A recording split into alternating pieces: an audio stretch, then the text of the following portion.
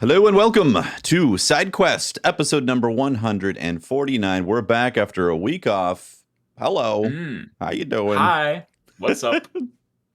I love a week off. It's like a little vacation, right? Oh, man. Mini vacation, right? To say, Watts no longer has internet, so she'll be responding to all questions by mail today. Yeah, I was going to say that her fiber optic internet is so good that it stopped working. So yeah.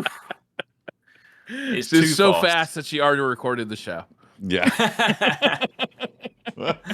Oh dear. Oh man. Yeah. You guys do anything fun last week? Anything particular? Oh man, I had a ton of fun. No, you go first. What did you do? Let's hear it, bro. All I did was mountain bike, or not mountain bike, but bike the entire week. Oh, right? Is I had this plan. In Connecticut. I live in Connecticut. We are part of this like East Coast Greenways system, this rails to trails system, where they've built trails or are building trails all the way from Maine to Florida.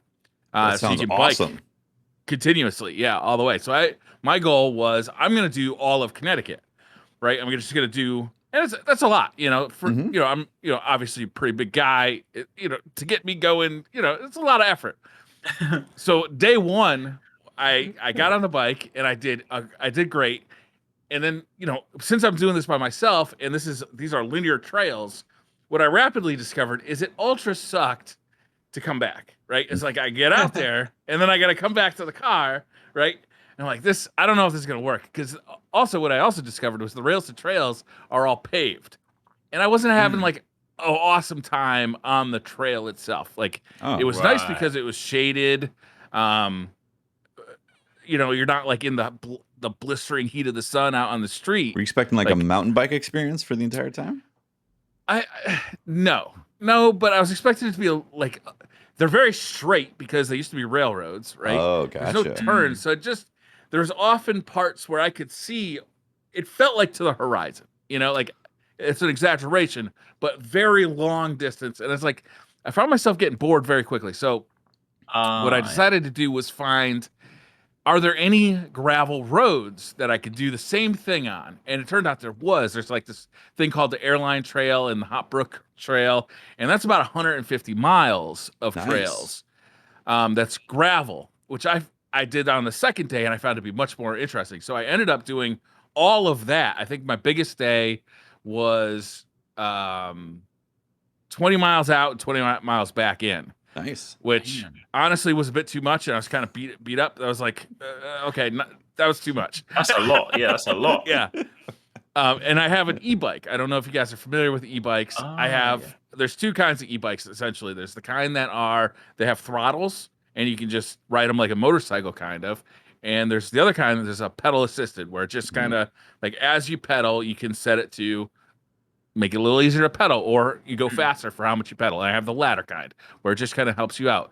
And what I discovered was it was ultra fun to go out using no pedal assist, just ride a regular bike, a 60-pound regular bike. It's a very heavy bike because it's got a battery. Yeah, because it's got a battery, as we'll say. That's right. Yeah. And then I get to my, however far I could go, usually it's about the point of exhaustion, and then turn it on to turbo mode and come back. It's like riding downhill the entire time. It's been super fun. That is great. And then I've been incredible. The other fun thing is I've been going to all the bike shops around Connecticut and totally gear sledding myself into like biking, right? Yeah. I got new shoes, gloves, grips, pedals, just going crazy with all this stupid little trinkets. Fully Lance Armstrong it. I do love how like when you get the new thing, you go all in. Like when it was like the Mustang, it was like all the car stuff. Now it's like the bike is like I'm like you don't do things by half measures. Yeah. I love that. No, I bought a Volvo SUV so I could bring the bike to places. That is amazing. I love it. I was actually just talking to the guy at the bike shop today.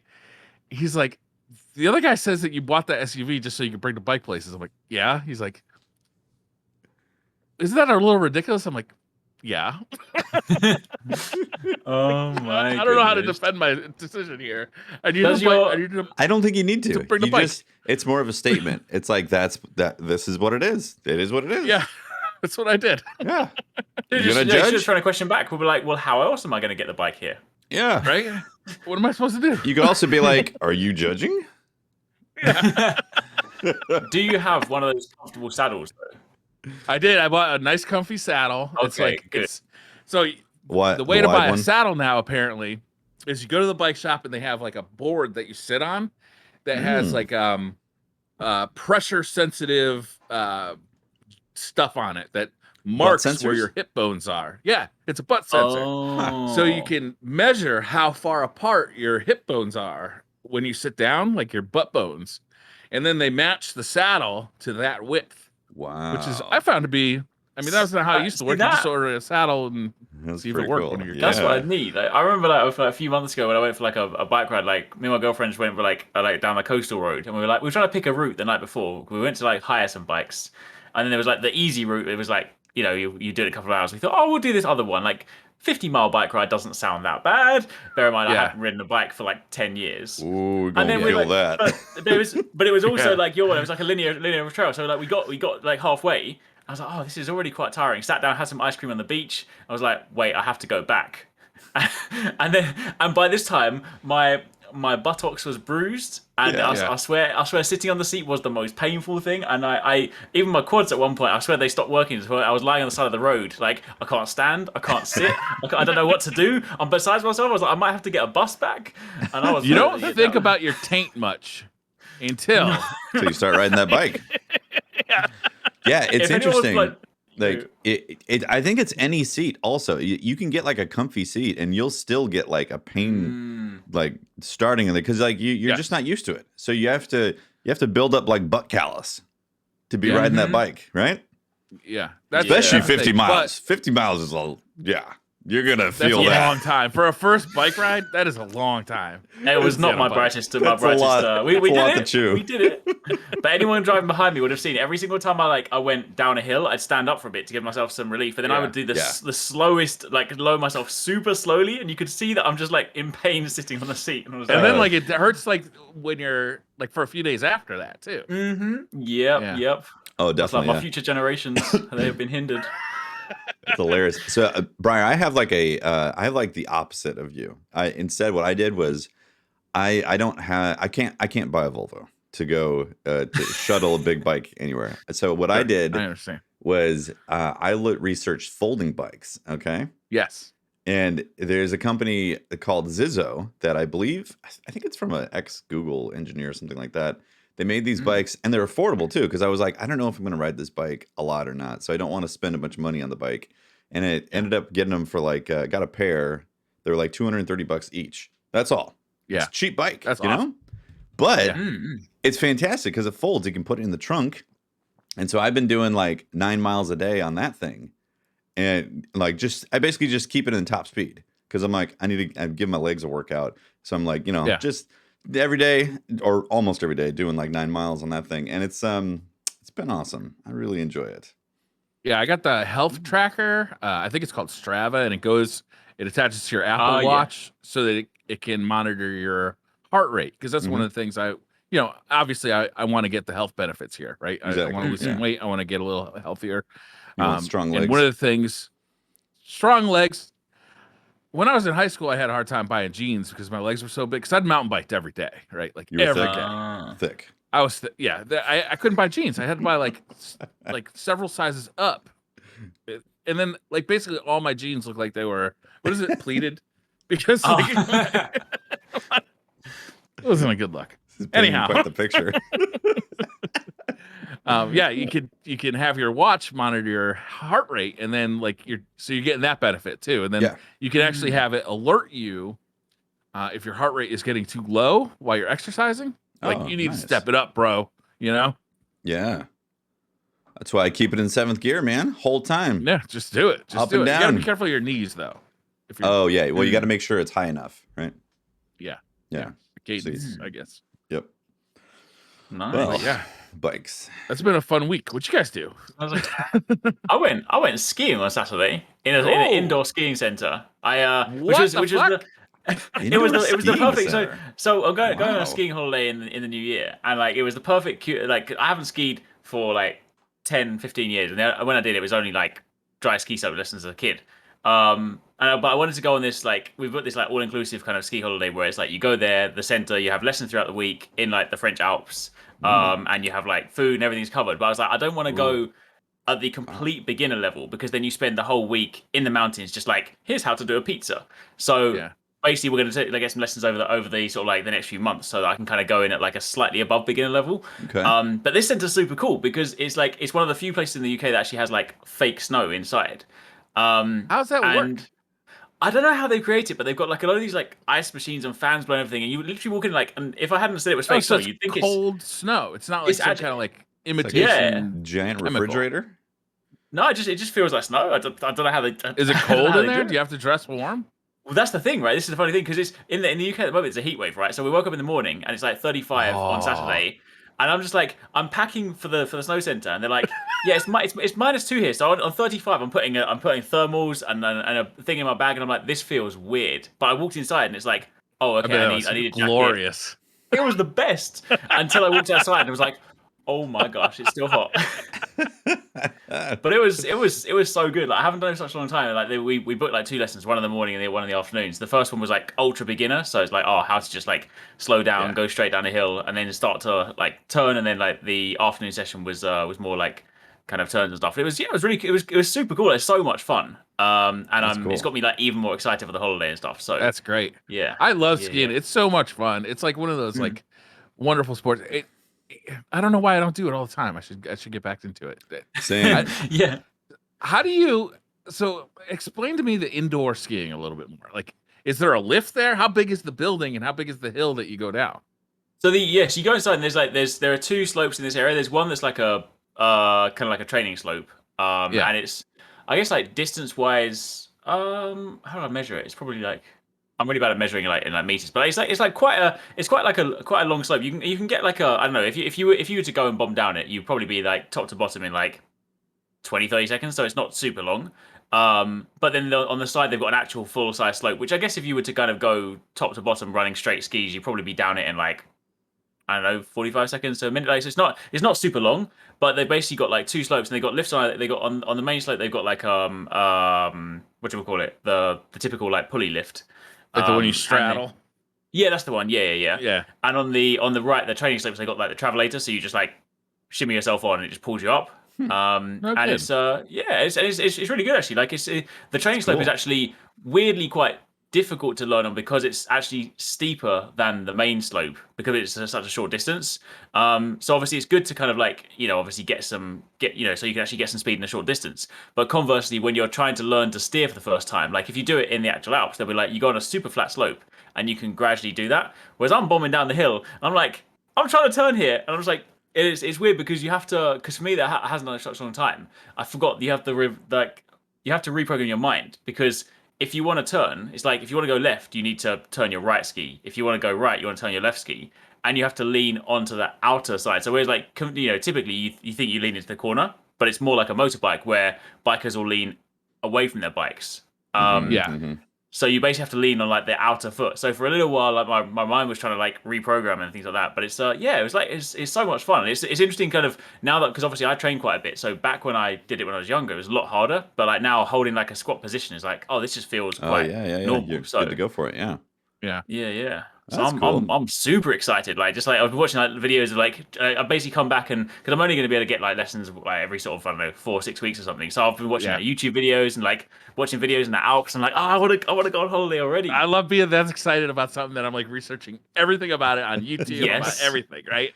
I know exactly where you are. I love that spot. Yeah. I feel like I'm gonna do what you do with the bike. I'm gonna go and buy like I need a ski jacket, I need ski goggles, I need I need all of this stuff. I'm like people there are gonna be like, oh, you're a regular, huh? You're like, it's first time being. You know what's funny, right? You know what's funny actually? One of the ski instructors when I was there, I should probably try and blend in as a beginner. Like I'm already a tall guy. I'm 6'2". I've got like a giant beard. I probably stand out anyway. But I was also wearing that as well, right? And I'm standing there with like a bright red jacket that has like an Oni demon on the back of it. So I probably look like the kind of person that knows how to ski, and I'm just here like I don't know how to turn yet. I probably look like they probably must be like, oh, this guy, he must do like black slopes. And I'm just like, help, the barrier. That's great. Dear. Man, I haven't been That skiing sounds in fun. a long time. I should go skiing. I mean, like Tahoe is basically an hour and a half, and that's incredible really? skiing. Oh for, man, yeah, that's great. But Yeah. we never go. Yeah. Ooh, The last should time I do went it. skiing, I went with a bunch of friends and we like rented a house and we Mhm. drink all night and then ski all day and then rinse and repeat. But Nice. unfortunately, I had to rent equipment and I cannot wear boots that are like the rear entry boots. Do you know what I'm talking about? Where they open up from the back as opposed to have the buckles in the front. And yeah. because they make my feet cramp up. So I had the worst time all weekend and I never went back. Really? Oh, Yeah. bummer. Yeah. So I need to get that bad taste in my mouth. It's been forever since I've been. It's so fun, and it makes winter fun. Like if you have winter DCP, sports, we're doing it. DCP Ski trip. with ski trip. Let's do it. All right. Let's do it. I'm sure Watts will be down. yeah. 100%. We'll just sign her up. We'll hear from her by mail in a couple of weeks. Yeah. She's gonna send a raven. Yeah. Exactly. If you're not here to say no, then you've already signed up. Yeah. By default, we sign you up. Oh man. Dear. I didn't really do anything exciting, particularly for my time off. I basically rode the bike. No? Yeah, I rode the bike. Yeah. Actually, I've been working on a sample pack for the music channel. I've been Okay. doing like a drum sample pack. So I've actually been. That's So you stayed working. You kept working. yeah, but I was excited to work on that. You know, Okay. it was one of these Yeah, I things where I was like, oh, I want to get this going and chop it up and all that. So yeah. But those bike rides, been really enjoying. I'm serious, man. I still stand by the fact that hot weather and if you're cruising on the bike is fantastic, unless it's muggy. Unless it's really muggy. So we had a heat wave break. It's funny. We had this conversation I think last Thursday, right? Yeah. Uh-huh. On DCP, and we had a heat wave break. So it was like 95 every day, and then all of a sudden it was like 78 every day. And I'm riding along. I'm like, it's kind of chilly. It was right. It's a little cool. I need a jacket. If it's walking weather, it's too cold for the bike. You're gonna have to throw a jacket on. A little breezy. Might have to get a jacket. Be like, oh, nippy, going down the hill. Brr. Blowing right up my shorts. Jesus. Oh man. Oh man. You know what else I did? Also, I played Cult of the Lamb. Yes. Oh. Yeah. Yes. I played a little bit of this too. Yeah, I didn't finish it, but I've really been enjoying. I've only been playing on the Steam Deck. Also, I haven't played it on the computer or anything like that. Same. Yeah, or I mean, Steam Deck. I was worried because it says like, what is it? What is it that it says? It says compatible, but it says there's issues when you first start it up on the Steam Deck. Like there's like a yellow warning. It says something about the keyboard, and it says something about very small text. Yeah, keyboard and some of the text gets like weird and doesn't show the right thing. I had to readjust all of the resolution stuff. I had to put it at the proper resolution when I booted it up. So that's kind of one of those things. Mine was set at like 800 by 400 or something like that. Some weird resolution. Yep. Yeah, but it's a fun game. It's a surprising blend. It's like it's one of those indie games that comes out that feels like it was crafted with a lot of love and a lot of satanic presence in there. Yeah. There's a lot of like it does that like mean-spirited thing, but there's actually like kind of a lot of cuteness to it and like a lot of like fun underneath. Yeah. So it's like like on the surface it's all like demonics and all these like elder gods and starting this cult, but when you're actually playing it just feels so joyful and so fun. Like it's a crazy vibe that it just absolutely nails, and it's got to be hard to pull that off too. Right? And the sound effects too, like all the dialogue sound effects where they're like, it's like, I love these characters. Oh my god. It kind of reminds me like of I was watching some gameplay for it. It kind of reminds me of like Forager to a degree. You remember that from like a while ago? Is it called Forager? Yeah, it was. Yeah. That's why I was tempted to kind of jump in because like Forager, I was just like, I feel like it's one of those games where like the thing that happened with Forager, once you get your loop going, it becomes like super addictive. Like you just, as long as you know to kind of go and be like farm this, do this, like you could just kind of do that on repeat. So yeah. Go ahead. I was gonna say it's got a strange blend of these mechanics from a roguelite experience where the levels get, you know, Mm. they get shuffled into stuff, and then also you have this farming simulator, and it's very addicting, right? Like this cult Yeah, it is. farming, Like like sim type of thing going on. you're kind of building this. It's not a city, but it's kind of like this little like temple worshiping area where Mm-hmm. you're constantly recruiting air quotes followers and bringing them back. And then the followers you have to feed them. You have to set up like places for them to eat and to sleep and Got to to clean up their you know, poop. yeah, you got to clean up their poop. But also like weird stuff can happen. Like they can stop worshiping you or stop worshiping your god, and you have to deal with that. And you have options. You know, you can just whack them, Murder. like, so that they don't tell anybody else to do that, or you can re-educate them. You know, honestly, the loop I like about this is I'm constantly like looking forward to going out there, collecting resources, collecting new followers, coming back, and then the bulk of my fun, what I'm really enjoying, is actually like the town building Yeah. part of it, like back at the base. Like I like how it tells me what I need to be looking for when I'm out like doing the hack and slash stuff. So I know exactly what to go for, know exactly what I need to do, and then I can't wait to come back and okay, how do I spend all these resources and what do I do with them? Like I'm really enjoying. Yeah, that you get part. back, and you're like, oh, my followers need food. Better cook them meals, and then you can clean up some stuff. And it's like you haven't done your daily sermon. Go to church and do your sermon. And like the way they do that stuff also is surprisingly cute and like I know it's just very endearing yet terrifying at the same time. You know, you step up to there and you're like, the lamb It's like speaks. hanging out with Watts. Yeah. The lamb speaks, and everyone's like, yes, this was a great sermon. Wow. I'm so proud to be following your demonic entity. Also, we're terrified. Yeah. Well, then you have like these options. The first I forget what they're called. They're like the tablets or decrees or something like that. The first one I picked was relating to money, and it was like you could pay followers. You had the option of either get the ability to pay the followers to have more faith in you, like bribe them, or extort them. Be like they have to tithe their coin to to pay into the cult and all that even further. And you can like request a coin every day. So like there's a whole bunch of options for that stuff. You know, whether or not like the death thing. Like does death scare people, or does a sacrifice make them have more faith in your cult, or is it when someone dies they lose less faith, and because the afterlife is a thing that you should embrace or something like that for your cult? It's like it's very interesting dynamics that you can like build. Yeah, it's super fun, and you name your cultists, so you can name them after people you know. So that adds like a little more like, oh no, Tefty doesn't believe in me anymore.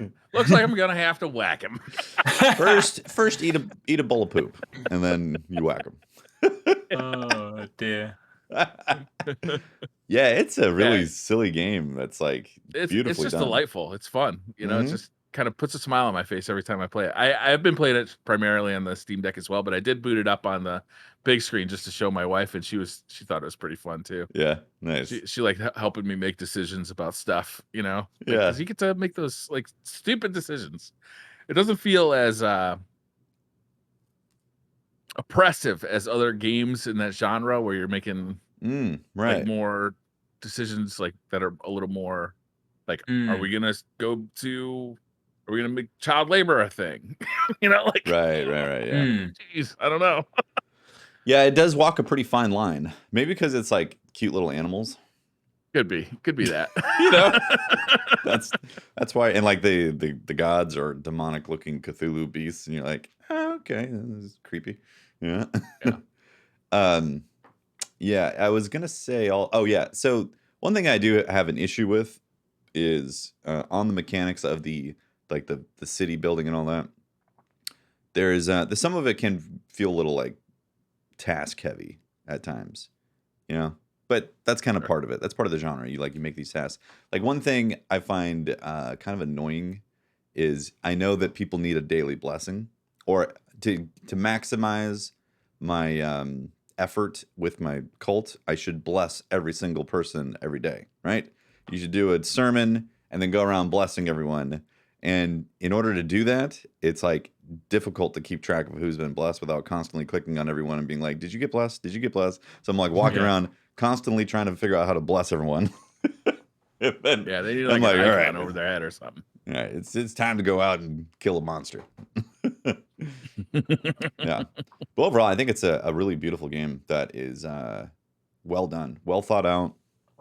Like the mechanics aren't necessarily new. It's just like a blend of different genres put into like this theme that is surprisingly cute. Coming out for everything too, right? It's like PlayStation, Switch, everything. Yeah. PC. Yeah. Yeah, I can't imagine there be any performance issues on any other systems like Switch. Well, the Steam Deck does drop frame rates. I don't know if you noticed that, right? I didn't. No. Oh, mine for some reason is dropping, like it's glitchy on the frames. But I'm like, well, it just came out and it's an indie game technically, so I'm okay with it. I'm willing to deal. I might have different settings than you do too, because you can go in and adjust all the settings. Yeah, definitely. I recommend it though. I think it's fun. Yeah, yeah. I might say I have been watching some videos of it recently. Like, it does look. It also kind of reminds me of like Moonlighter, which is like I love that game so much. So like, I mean, obviously, probably more building than Moonlighter, but like the whole roguelite paired with some kind of village building, crafting and stuff. So, and I love that game. So I feel like this would probably be one that maybe I should use it to christen my Steam Deck. Yeah, you should. Yeah. Are you looking to get into cults, demonic? Definitely. The Viking in me. I've got to go sacrifice a few things. You can sacrifice. Bleed a goat. I'm sure there's goats in there. Yeah, I think you're the only lamb, right, in the game? I think so. You're the last. Yeah, the last of the lambs. I will say I would prefer it if like I could play as a panda. Cult of the Panda. Unfortunately, it's not Cult of the Panda. You can rename it to Cult of the Panda if you want.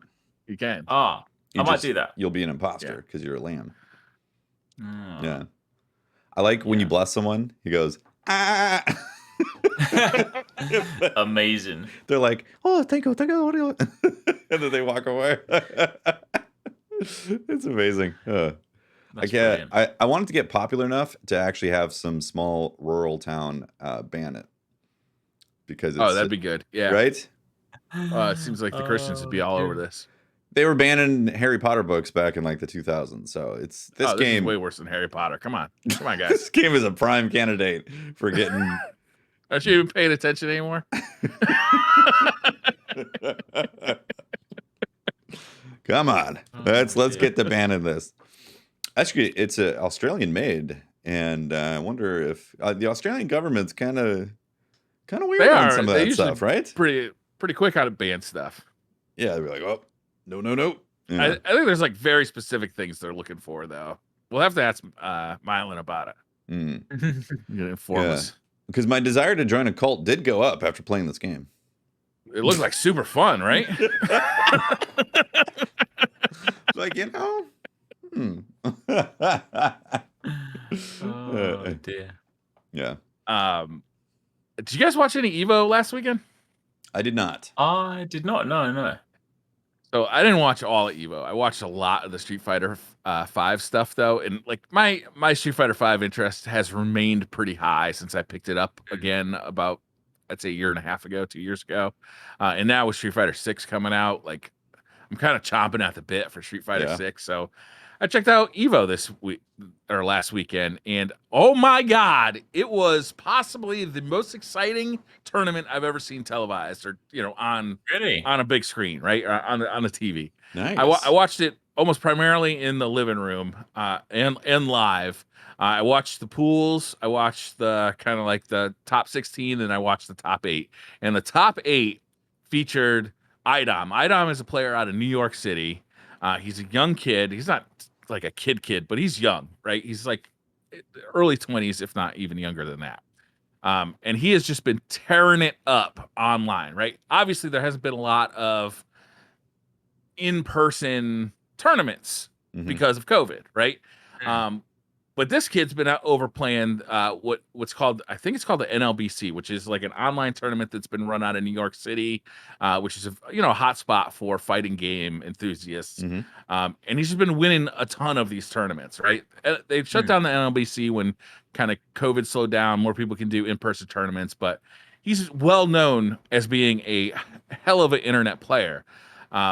EVO, of course, this is the first year Sony has owned EVO, so that was also kind of interesting to see what was going on with, how is Sony going to shepherd this brand, because it's been a problematic brand over the years. The people who run that have not been kindly viewed by more progressive, people who don't like harassment and stuff, that kind of thing. Anyhow,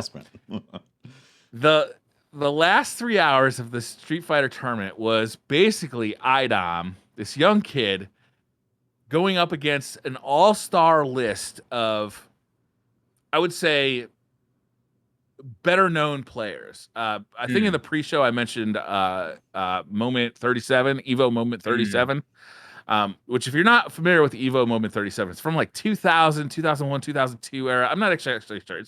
It's an old moment. It's filmed on like a camcorder, and it's this guy Daigo doing this unbelievable parry move using Ken in Street Fighter 2 against Justin Wong. It's just like you don't have to know anything about fighting games to appreciate the skill at which this guy is operating. Daigo was there.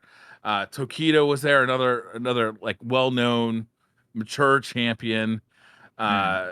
Gachikun, Mr. Crimson, one of the best players out of Europe, was there, and IDOM had to go through every one of these guys one by one. Oof. And not only was he winning, but he was just making it look like it wasn't difficult. Really? He just was killing it. And one of the things about IDOM is he uses a character that's not like top of the meta. He uses Laura, who's like a mid-tier character, which is fun because you don't see it. You don't see that character all the time in a Street Fighter V tournament if you watch a lot of Street Fighter V. But his skill with this character is so high that it doesn't even look like the character that you're familiar with if you play yourself, because he knows exactly the timing of all the moves and can hit that button so fast that it looks like she's moving faster than. Wow. It was unbelievable. And it ended up in the finals, IDOM versus Kawano. IDOM was in the loser bracket. Kawano was in the winner's bracket, which meant that IDOM had to win 2 sets to win the tournament. Wow. And he won the first set to reset the bracket. So now it's, 1 set, IDOM versus Kawano.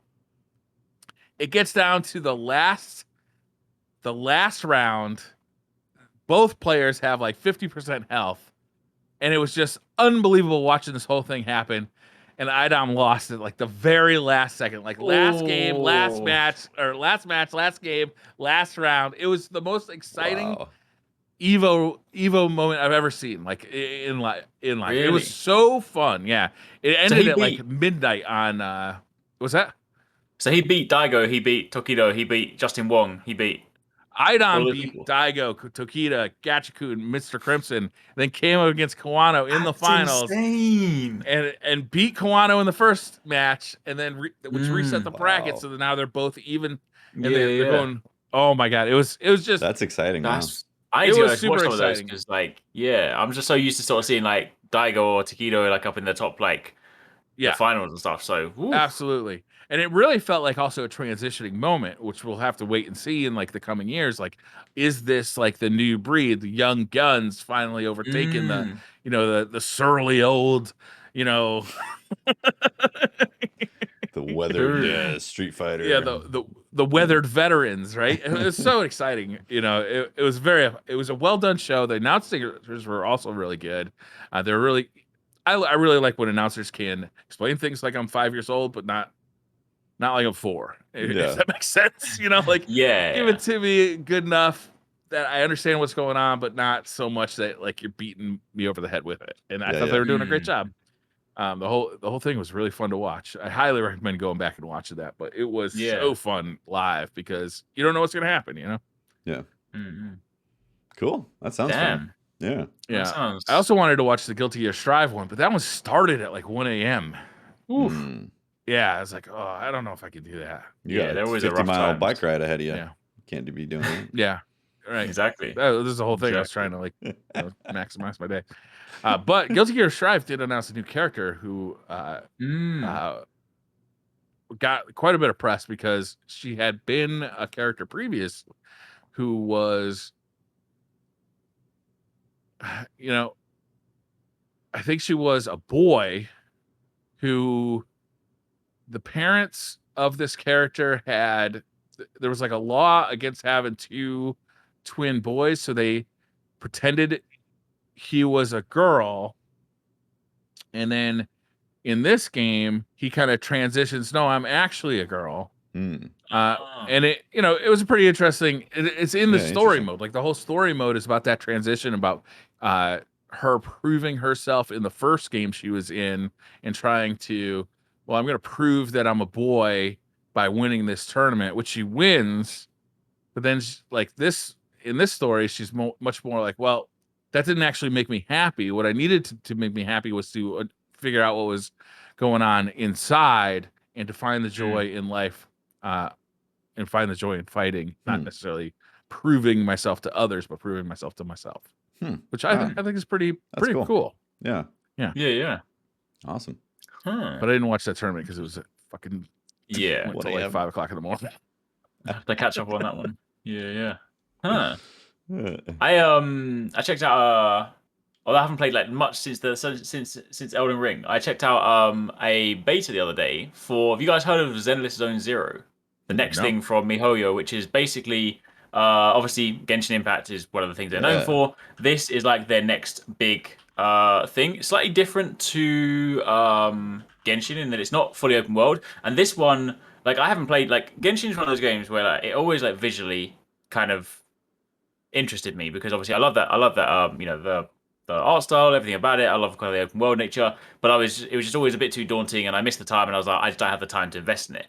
Zenith Zone Zero is a roguelike, which is interesting because obviously it's definitely designed, again, much like Genshin, it's mobile and PC, so you can afford, and it's not out yet, there's no like release date, it was like a closed beta, but visually, I love the art style for it because it's got this sort of like futuristic, like neo sort of look to it with like a lot of like streetwear kind of looking characters. The premise is that you basically like play, or you kind of there's these two characters known as proxies who are sort of like, if you think of it like in the Matrix, it's kind of like the handlers, and then like you have these agents who kind of sort of go into the world, into these sort of things that are called I forgot what they're called now, but there's basically like these sort of battle arenas they go into, and then they will sort of like act as the handlers when they're in there.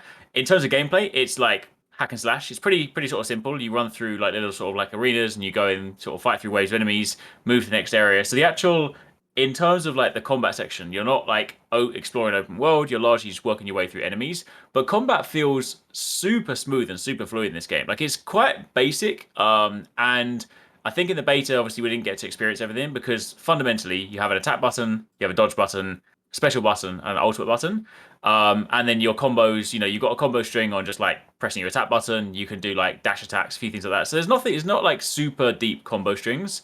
But the game does say in the tutorial thing that like you can later on swap out skills and stuff. So I think there's a degree of customization. But honestly, for me, like sometimes I just appreciate it's like it doesn't even have to be a super deep system. Like it's quite simple, but like as a pick up and play style game, I really like appreciate that. Much like I sort of said like with roguelikes in the past, like back when we sort of spoke about Dead Cells like years ago, I like the fact that you can just jump in and you could play it for 10 minutes or you could play it for 3 hours.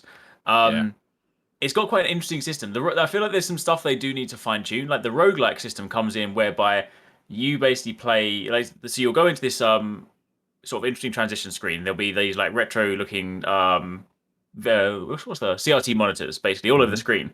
And at this point, you're playing as this character, sort of like the handler, sort of working your way through the zone. And all the different monitors have different nodes on them. So it's like if there's a red node, you go into a combat encounter, but you might walk into like a shop node to then like buy like your roguelike style power up. So much like say in Hades, in between the stages, you speak to different people, they sell you things. So, and then when you're working your way through this TV screen thing, you have like a stress meter. So if you then, and that builds up to 100. And once you get to 100, you get a debuff. So you kind of have this balancing point of like, do I navigate straight to my encounters, or do I navigate around, go to the shops, try and get some power ups that will make me stronger, but then also risk getting a debuff because I've moved around too many screens.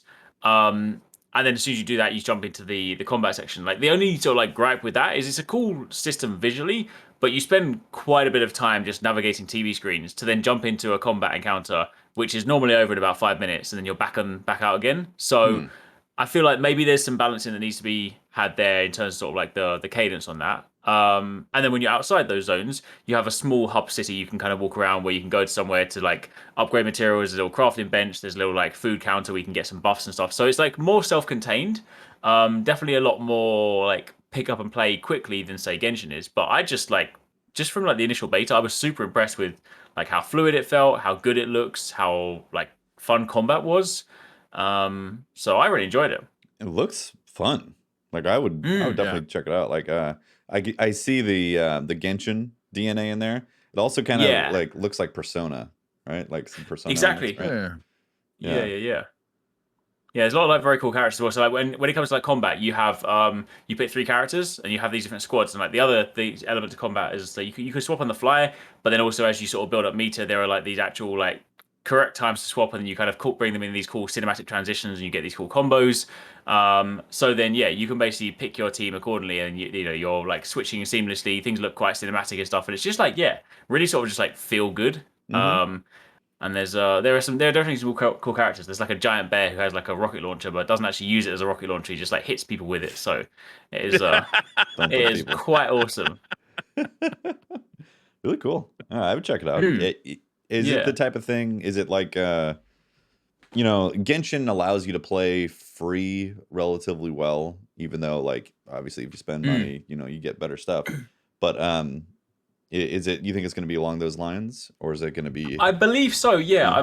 So I didn't get much exposure to it. So my understanding with this one is that like all the characters, all the main sort of gameplay elements, stuff like that is all completely free. Apparently, where like the gacha system comes in is there's I think there's like items called like artifacts, which basically you can then slot into this thing later on, and I think they're the kind of things that give you like additional character perks. And apparently that's where the gacha system comes in. But apparently. All the tickets for those things that you can just get simply by like playing the game, farming it, and doing repeatable missions. So there doesn't appear to be, at least to my knowledge right now, any sort of like daily energy cap where it's like, oh, you got 10 tickets, you're done for the day. Like apparently you can just go and either just replay missions or do new missions, and you can just keep farming that stuff. Okay. So I mean, I didn't have too because it was like a super limited window. Like I jumped on like a Friday, and then like didn't have too much time to play over the weekend. So I definitely haven't played it extensively enough to authoritatively say like, oh yeah, the monetization model is like minimal or non-existent. But from what I've seen, from what most people, they seem to be like pretty happy with that. Okay. Do you know when it's out officially? No, it's still on a date at the moment. It was still just that was the first time anyone's got hands on. That was like the first beta, and that was like a super limited. Just like if you get lucky enough to get an email, which for once I actually did. Like normally I never get those things, but for once it was actually like a chance to kind of jump on that one. So I'm hoping they'll do like a couple more betas, give people a chance to sort of like try a few more things. But I'm super excited. Like again the characters just look. I mean obviously Genshin always had some like really awesome characters, but I definitely like the visual style of these characters. I kind of get that sort of like Akira, Ghost in the Shell / Persona sort of vibe and stuff. Yeah. So good stuff. Looks fun. Yeah, definitely. Yeah. I like these games that don't necessarily have to be jobs either. Yeah, that's the thing. That's what I like about it because that's the thing. It's like Genshin. I know that like I know if I actually sat down and started playing it, I would really like it. But the sheer scale of that world, I'd be like, I literally, like you say, it would need to be a job. But like this is the kind of one where I feel like because of that roguelike nature, I'm like. I could be like, I've got 20 minutes spare, or I could even do a run sitting on the toilet. Be like, cool, that's fun. Log in like on your phone or the computer, and I like it when they do that too. Yeah, and I feel like as well, like even though the combat, like I mentioned before, like combat's quite simple, like it didn't bother me, but I think it makes sense again, given that it's a mobile game. It's kind of like when although unfortunately end up being a horrendous game, like when I did play the beta for Diablo Immortal and it played really well on phone, I was at the time quite excited for it because I was like. It's super simple, but it plays really well, and I spent time playing on my phone. But yeah, for Zenith, it's like because it's got that simple combat system, I could see it being actually playing very well on phone. Okay, cool. So yeah, it's on my radar now. To see. Nice. I don't like playing games on my phone. I just don't like it. It's by far it's such a powerful device. You know, it's got this great OLED screen on it. The speakers are even really good. But I just don't like playing games on it. I don't know what it is. Yeah, I've found like I've tried a few times. Like, I mean, I have played some games on phone, but I've definitely found that like it would never be my chosen platform. Like I can do it, but I think my biggest gripe with the phone is always because you don't have like a fixed analog stick. No matter how hard you try, you'll get super into the game, and before you know it, your thumb's in the middle of the screen. You're like, how did it end up there? And you have to move it over again, and you start trying to do that, and then like. Whereas, of course, if you had like a fixed thing, you're like, I'm gonna keep it here, and that's my biggest gripe. Like when I did a few sort of things like testing like one of the Sony phones for Sony like a while ago. I was trying to play Call of Duty on that thing, and it's like it plays really well. But yeah, again, like as soon as I get into the match, and as soon as I'm not actually looking at my hands and I'm looking at the screen, as you should do in a game, I'm just like, how did my hand end up here? Yeah, exactly. I'm like, why is my hand here? I swear it was over here a minute ago. Yeah. The backbone helps quite a bit for giving you that controller feeling. And they just actually partnered up with Sony as well to give like a PlayStation looking backbone. Oh, I saw that. That looked actually kind of neat. Yeah. Is that supported by all games, the backbone? Well, it basically is recognized as a controller. So if the game supports a controller, it'll support the backbone because it's just like another controller device that shows up on there. The biggest issue that I had is the fact that if you have a case that prevents it from easily being slotted, you have to take off your case. And if you have a good case, it's usually a pain in the ass to pop the case off. So the fiddle factor, like in mobile games, it's the fiddle factor. If there's any resistance between you loading up that game, then your chances of starting to play it are like they start diminishing really fast because you're like, is it Bluetooth or does it have to plug into this like the port on the phone? Plugs into the port, and that's how it keeps it charged too. And you can also get I don't think that's gonna fit. So no good. I have a wallet like that sticks onto the back of the phone. It's like magnetic, you know. And it's really nice because I only have one thing in my pocket. I don't have to have a phone and a wallet. I just have one thing. But yeah, like you said, like now I got to take the wallet off. I got to take the case off, and then I can put the controller on. Yeah, I mean, you have to test it with the various cases because some cases do fit. But what I found was it's better when it's out of a case completely, when it's just the naked phone. And I'm one of the people that never have my case or my phone out of the case. I always have it in a case. Some people don't use cases. Like I always find that. I was never a case person, and then I wanted to do this like. Wallet, the wallet thing is handy. Although I recently got like a new case, and I've lost the ability to A, do the wallet, and B, do like surface charging because the case is unfortunately too thick. So now I just have to go back to an old. But I was like, but I wanted it because the case makes it look like a robot. And I was like, it's just too cool. So I was like, I can't not. That is cool. Does that make it stand up too? Does it have like a little flip thing? It's so you can like I like that. You can put your hand through it. So it's cool. Nice. But yeah, it's just too thick here to actually be like surface charge. So I'm back to plugging a phone in now. I'm like, this is weird. Yeah. My wife's car, you just like lay the phone in her car and the car charges. Really? Yeah, and connects wirelessly to CarPlay. That is cool. Wow. Yeah. Is that why you bought a new car? No, my old ass Volvo. No, it doesn't do that. I bought a 2013 Volvo. Oh. Not a new one. Gotcha. Okay. Yeah, it was $12,000 and included a 4-year warranty, which I thought very good. Sealed the deal. Very good. Okay. It is pre-CarPlay. It is almost pre-Bluetooth. It has Bluetooth, but it sounds terrible. Oh yeah, that's rough. Yeah. No. Anything else get? I feel like more stuff is getting delayed out of this year. Everything. Yeah, there was what was it? Everything. I think Marvel Midnight Suns got delayed. I think the Hogwarts game got delayed. There was the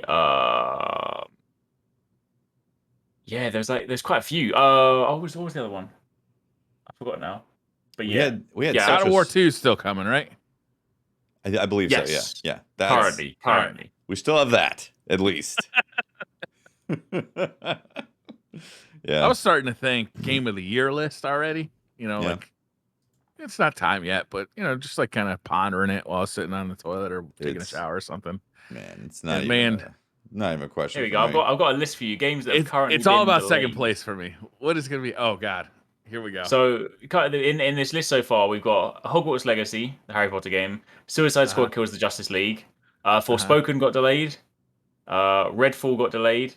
Prince of Persia: Sands of Time. got delayed. Avatar, The Frontiers of Pandora got delayed.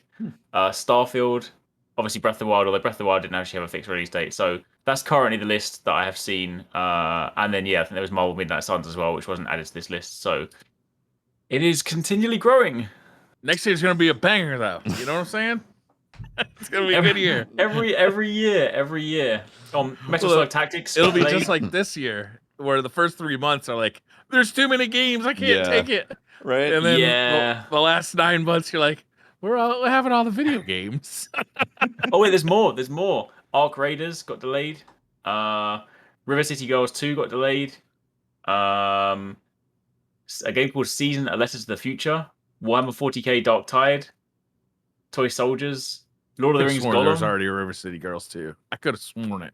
If you had asked me to put $100 on it, I would have said, yeah, there's a River City Girls 2 already. Maybe. I haven't checked the validity of this list, but Sea of Stars, Homeworld 3, Replaced. Oh yeah, Replaced. That was, you remember the really cool pixel art game with like the like really interesting camera? Oh Yeah. Yeah. That was delayed. Oh my gosh, it's I might as well take the rest of the year off, have a holiday, and then just come back next year. Yeah. Perfect. Time to replay Elden Ring. Just, casually. We'll do some skiing, some biking. Yeah, exactly. Great autumn. I want to roll right into January fresh and ready to go. I want to be on the trail, either skiing or on a bike with the Steam Deck in hand, going. Two birds. Sounds like you should probably wear some protective equipment. Done. Yeah, already do. All right, great. Keeping the noggin safe. Come on, man. Yeah, you gotta wear a helmet, but you might need more though. I'm just saying the attention on the Steam Deck is problematic. Maybe what you really need. Forget the Steam Deck. You need. Unfortunately, you have to switch to the Nintendo Switch, because then you can have a chest mount while you're skiing. You can hold the Joy-Cons whilst holding your skis, your poles. This is a good point. And then you can bam. Look at that. Remember when they used to make Nerf armor for the DSs? Yeah. Do you remember that? I don't know why they stopped selling that. It was so good. It made it really comfortable. My DS was so chunky. Mine wasn't the Nerf one. Mine was like I ordered it from like PlayAsia. It was like this like Gundam looking one that locked on it, and suddenly the DS doubled in size. But again, it looked like a robot, and I was like, I don't care. It's uncomfortable, but I don't care. Oh, the Nerf one was awesome. It was comfy Nerf material. You know, that Nerf foam material. Yeah. So it was soft and like comfy, but it also protected the DS, and it functioned to make it bigger. So if you have bigger hands, like adult size hands, it wasn't like you're holding like a little, tiny thing. It was awesome. They stopped making them though. I don't know. Nerf, what the fuck? Make those again. Come on, Nerf. Make one for the Steam Deck. Making the Galahorn. That's true, right? That's true. Yeah. I'll leave Nerf alone for now. I do want one of those Galahorns. Is that available for order yet? I saw they sold out straight away, didn't they? I think it's sold out. Yeah. Fuck, I missed it. Huh? Too busy buying a Volvo. It sold out with like an hour in the Bungie shop or something, didn't it? Yeah. Like the FOMO these days. Like if you don't pre-order something, you're gonna miss it. Taffy, I know you got someplace to go. I'm gonna stop talking. Oh yeah, I do got to wrap it up, unfortunately. Yeah. Well, we'll continue our Nerf discussions next week. Thank you for tuning in. We appreciate it. You guys are amazing. It's good to be back. Shout out to our Patreon members and our Twitch subs. Thank you guys for supporting the shows, and we'll be back. Also a firing range is this week, and obviously DCP Prime this Thursday. So I believe Fire Range has Bungie. Yes, they do. Well. Chris Proctor, is coming back. Yeah, nice. So look for that. All right. Thanks for watching. Bye, everyone. Sweet. Bye. Take it easy.